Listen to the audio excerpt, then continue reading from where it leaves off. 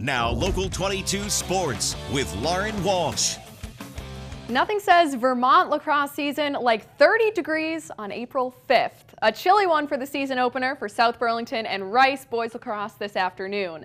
Tonight's the night. UVM men's basketball hosts league rival Albany here at Patrick Gym at 7 o'clock. And even though it's mid-season, this game means a lot for both teams. Under 3 to play in the first period, Ryan Young splits 2 defenders, lays out for a photo finish goal. The crowd letting him hear it as the Hornets take a 2-goal advantage. This will be the last time you see that UVM hockey logo for a little while. As we know, Vermont's season coming to a disappointing close this past Sunday at UMass Amherst. And here comes the snow, a referee calling it Hollywood snow. And as it falls, CVU takes back the lead. Before the game, though, Essex head coach Dean Corkum telling his guys to remember the words on the back of their jerseys. Here it is. It's a Latin phrase meaning once cut down, one grows back stronger. The Red Sox are winners in their last 10 straight games. They hold an MLB record 66 wins before the All-Star break and the highest winning percentage in the Bigs at nearly 700. But the magic number for Boston is Mookie Betts. The second time's the charm for the Lake Monsters, who give opening day another shot tonight. Their game postponed yesterday after just 7 pitches. Welcome to High School Huddle and welcome to week 2, where the training wheels come off, the critics start to chime in, and win streaks are built. BFA QB Nate Laughlin goes quarterback keeper scampering in for the touchdown.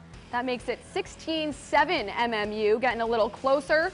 But the Cougars keep up the scoring. Check out this catch from Mason Combs, putting on a catching clinic, both feet in, as the Cougars go on to win 30-21. We have an interesting little tidbit here. Milton keeps Pickles on the sideline because they apparently help with cramps. Mount Mansfield visits the Essex Hornets in a new edition of the Route 15 rivalry.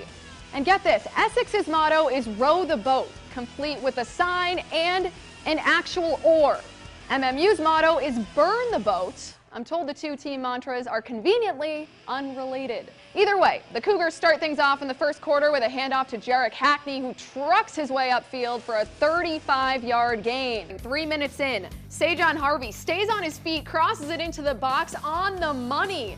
Pablo Gonzalez-Rotker heads it in for a 1-0 St. J lead, and his fan club loves to see it. Even in 2018, where women have seemingly broken into every sport, some sports still have room for firsts. Callie Brownson is one of those firsts. Her journey brings her to the sidelines of Hanover, New Hampshire with Dartmouth football. So I grew up always feeling like if you want something, go get it. And that's exactly what Callie Brownson has done. She's the offensive quality control coach for Dartmouth football. That makes her the first full-time female football coach at the Division I level. Callie gravitated toward the sport at a young age and played youth football with the boys. But as she got older, she wasn't always welcome. Tried again in high school as a freshman and was pretty much told no, that there wasn't really a place for women in the program. The door was kind of shut in my face when I wanted to do it, which was a hard thing to go through. And I thought football on the playing side of it and being active in it was over at that point. But after high school, the door to Callie's football world opened again. When I went to college, I heard about the Women's League. And for me, I looked them up immediately on YouTube and saw it and was just, oh my gosh, women are playing football and this is another chance for me. Callie had a successful playing career, to say the least. She won 2 national titles in the Women's Football Alliance, served as a 5-time team captain, and won 2 gold medals in the Olympics. But as she transitioned from player to coach, the uphill battle didn't get any easier. Callie's been involved in football her entire life. So the hard part isn't the rules, the terminology, or the playbook. It's earning respect as a woman in what's historically been a man's game. So the biggest challenge there is being able to show your competitiveness and your knowledge. And it's hard for women to be able to say, I do know my stuff and I do work hard and I do belong here. So I think that's the biggest challenge, ultimately just entering the football world. As Callie entered the Dartmouth football world, she was welcomed with open arms. She excelled as an intern in preseason, and then this happened. And I've been very, very impressed, so impressed with her that I'd like to offer her a position with us this year.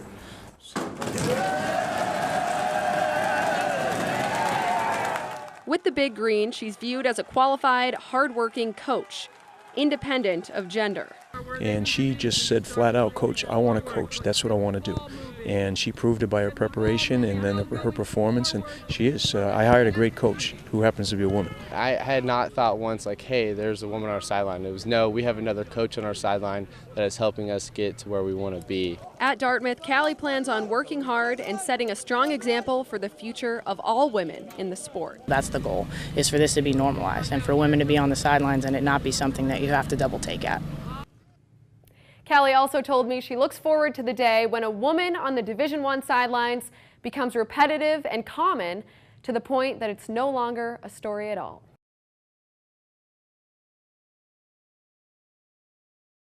If you take a look at the UVM men's basketball roster, it doesn't take long to notice 3 Duncans on the list. The Duncan brothers all play for the Catamounts this season. Now, Ernie and Everett have played alongside each other in the green and gold for the past few years. But now their younger brother Robin is on the team, and the Duncan duo has become the Duncan trio. They say teammates are like family, but for the Duncans, they are family.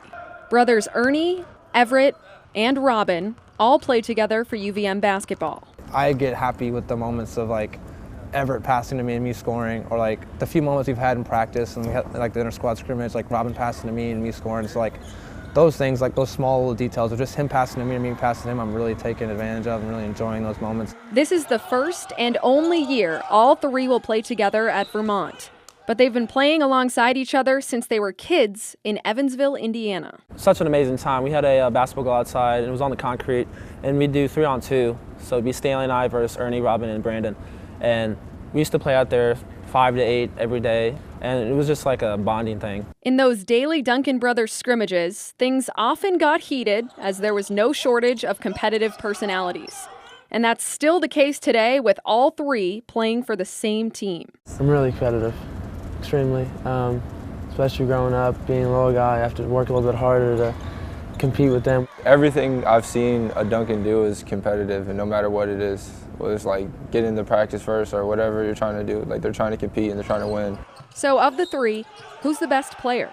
I'm gonna go with me, of course. Obviously, I'd say me. Can I say myself? Yeah. Then I would say myself. I think I'm a good mixture of both of them. The Duncans are just the 5th trio of brothers to play together on the same Division I basketball team in the same season. And while the competition between them is fierce, they appreciate and acknowledge how special it is for all 3 of them to play together this season. I think it's just going through the up and downs with them, you know. I feel like that creates, the best relationships. Winning here and then struggling, helping each other out, bringing each other along, makes it all worth its time. And that brotherly relationship permeates the entire team. It's really like we're an extension of their family. So you could even say like the Duncans are like the core of our team and like really like the centerpiece of our team, and the way it's set up is we're just a part of their family. That's really how it is.